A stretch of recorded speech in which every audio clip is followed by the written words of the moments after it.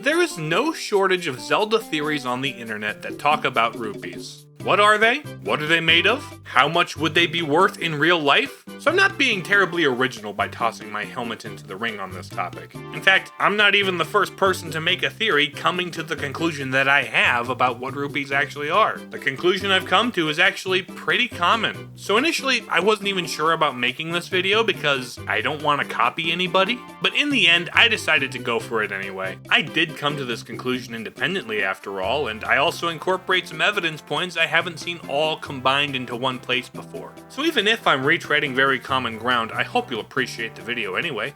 The conclusion I've come to about the true nature of rupees in Zelda is that rupees are magic.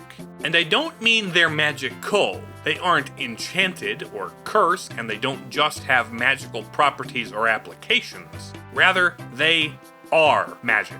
Pure, crystallized magical energy. Specifically, fairy or spirit magic. What leads me and others out there to believe this? Well, one of the most commonly cited pieces of evidence for rupees being at least magical is found in Twilight Princess. This is the Magic Armor, an armor set you can buy in Twilight Princess at the end of a side quest about helping fund an entrepreneurial baby's corporate takeover of a price gouging business to expand his item shop franchise. You know, normal Zelda things. But Twilight Princess is the first 3D Zelda game to not feature a magic system of any kind. No magic spells, no magic arrows, nothing. The Zelda series hasn't had a proper magic meter since 2004, and frankly, I kinda miss it. But without magic meter to consume, the magic of this armor is instead powered by rupees. Every time Link gets hit, instead of consuming health, it consumes money. And this isn't the only time in the series that rupees are used to power magical armor. While the magic armor in Wind Waker originally consumed magic meter, and even looks a bit like a variation on the Nehru's love spell from Ocarina of Time, in the Wii U remaster, they changed how it works so now it consumes rupees on hit like in Twilight Princess. Finally, and most recently, in Tears of the Kingdom, there is the Mystic Armor set that you can buy from Koltin in exchange for bubble gems that converts your rupees into magical defense. There's a lot more to talk about with Koltin and his side quest, but we'll circle back around to that later. So these armor sets clearly draw a connection between rupees and their application in defensive magic. But what leads me to say they're fairy magic specifically? Well, one link between fairies and rupees that may immediately spring to mind is that in Breath of the Wild, all the Great Fairies are initially diminished in their power.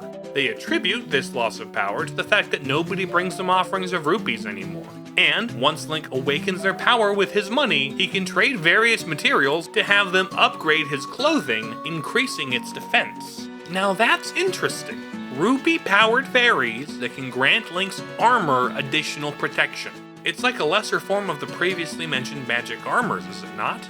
Additionally, fairies have been associated with healing and defensive magic since the beginning of the series. Ocarina of Time doesn't directly connect them to rupees, but it does have one great fairy that gives Link the protective spell Nehru's Love, and another that doubles his defense stat. Similarly, the Fairy Queen at the end of the Color Dungeon in Link's Awakening can also modify Link's tunic to either double his attack or his defense. But bringing this back to rupees, you may be surprised to hear that there are even more games that explicitly connect fairies to rupees. And that's because they're all 2D, and the general gaming audience can't be bothered to care about top-down 2D Zeldas. In A Link to the Past, on an island at the center of Lake Hylia is the Pond of Happiness. Throw enough rupees into it, and Venus, the queen of the fairies in this game, will grant your wish to expand either your bomb or arrow capacity. And while tossing coins into fountains and ponds for good luck or to make a wish is based on very common real-life superstitions, it is still another connection between fairies and rupees.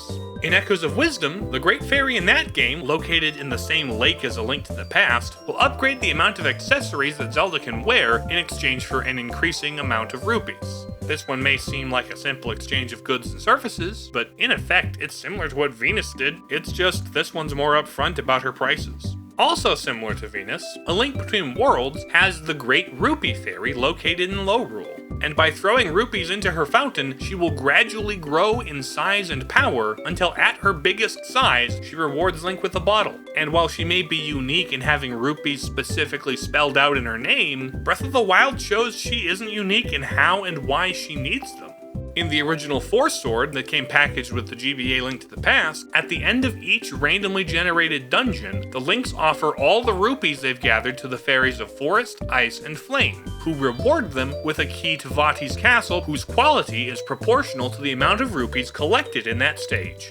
Also in this game, whenever you respawn, you lose rupees, when traditionally, respawning meant you had to consume a fairy. So that's interesting. And finally, in Triforce Heroes, if you finish a stage with extra unused fairies, which act as lives here, they are converted directly into rupees. I don't quite know how that works, and I'm afraid to ask, but apparently they're worth 30 rupees apiece, which means the potion shop in Ocarina of Time sells them at a 60% markup, and the shopkeepers in Breath of the Wild are absolutely scamming you by buying them off you for only 2 rupees apiece. But fairies aren't the only magical beings related to rupees. Breath of the Wild introduced small, rabbit-like spirits called Bloopies, who will drop a shower of rupees if Link manages to damage them.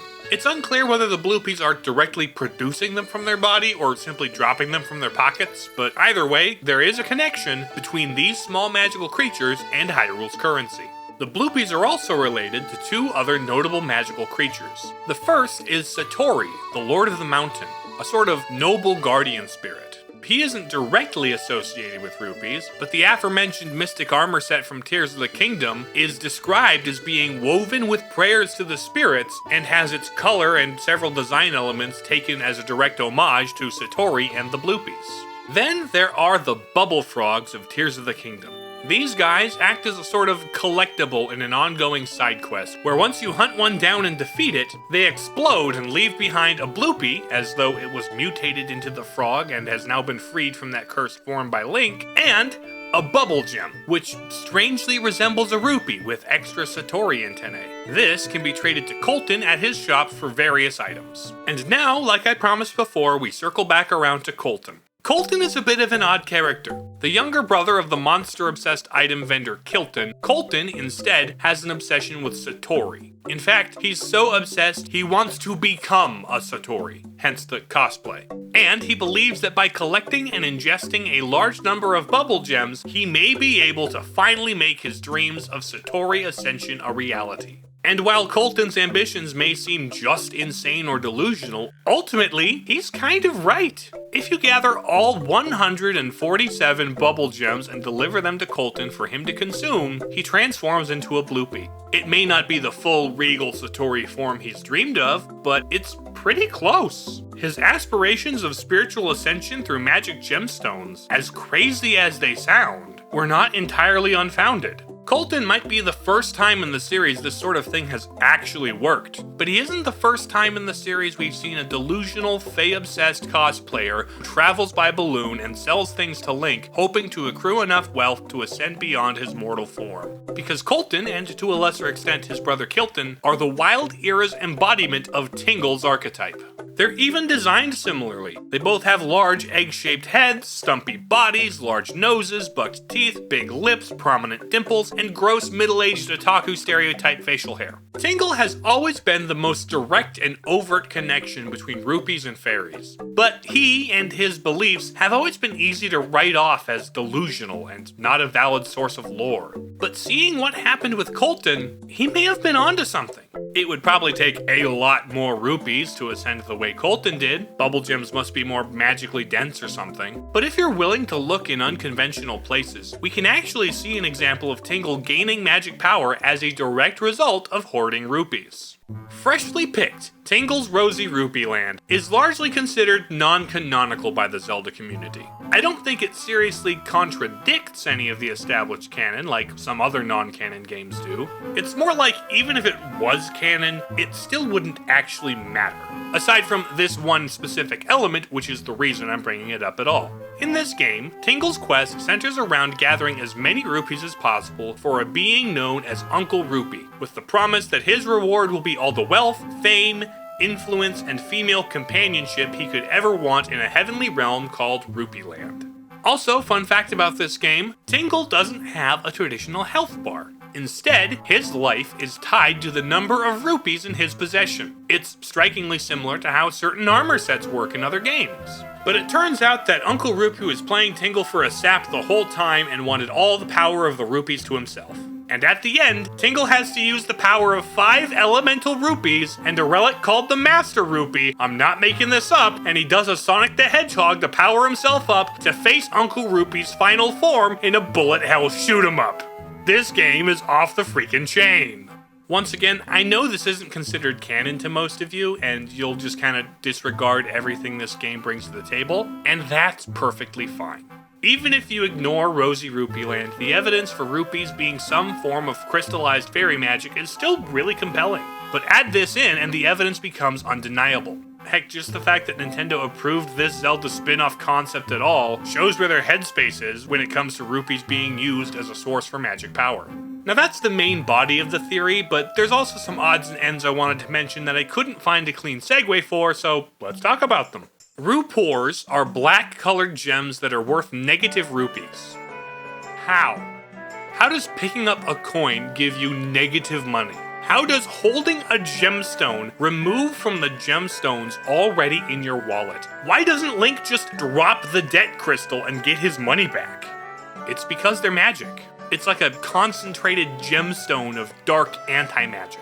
Sort of like the anti-fairies from Link to the Past that drain your magic meter on contact. Rupees must have a kind of matter-antimatter annihilation reaction with the rupees that are in Link's wallet. That's the only way I can think to explain how that works. On that topic, wallets are weird. What do you mean there's only room for 99 rupees? Can't Link just remove a green one and put a red one in its place, increasing it to 118? Or are they all just different sizes and the red ones are 20 times the size of a green one? Or rather, are they just representative of different concentrations of magical energy? And each wallet type can only contain a limited maximum amount of rupee magic.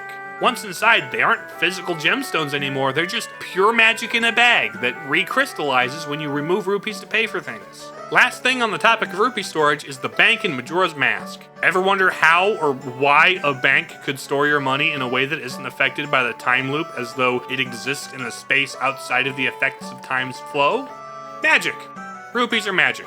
Also, pure magical essence crystallized into collectible gemstones is not a foreign concept to the Zelda series. Four Sword Adventures, Spirit Tracks, and Phantom Hourglass all feature something called Force Gems, which are gems of pure force, as in the kind of light soul energy that exists in all living things, Star Wars style, but is especially concentrated in the bloodline of the goddess and in things made to repel and seal evil, like the Force Sword, or the Spirit Tracks, for example. And interestingly, a version of Tingle also appears in Four Sword Adventures, but this time, his obsession is with collecting Force Gems, believing they are the key to him becoming a fairy.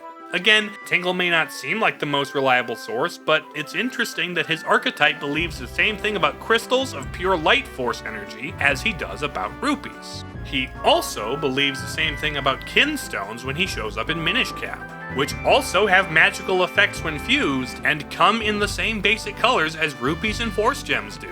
But this time it's like friendship magic, I think. And as long as we're talking about Minish Cap, it is said that the Bakori love to hide things in the grass and in pots to spread happiness. Just a cute little bit of folklore to explain the game mechanics of how Link finds random drops of things like kinstones, and health, and magic refills, and, of course, rupees, because those are the kinds of magical little things that magical little guys would hide. And finally, on the topic of the whole crystallized magic thing, Tears of the Kingdom has Zonite, which can be converted into crystal charges, which can then be converted to expand the closest thing a 3D Zelda has had to a magic meter since 2002. Or, the Zonite can directly be converted from a raw state into magical constructs. Which, if somebody wants to do the math, gives us a direct conversion rate between the value of rupees and magic battery power, at the very least in the Wild era. But then again, how stable would a rupee-based economy actually be?